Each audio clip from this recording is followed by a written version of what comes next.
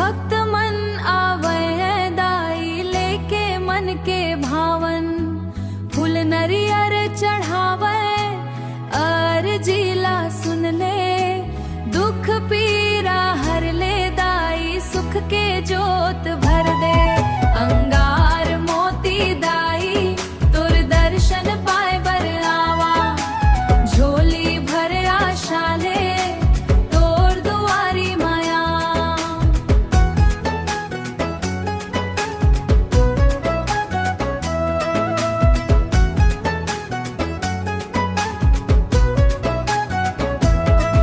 तोर महिमा गाथा गावे गाँव गाँव के लोग, तोर नाम जपत जपत मिट जाते सब रोग। नित माया के सागर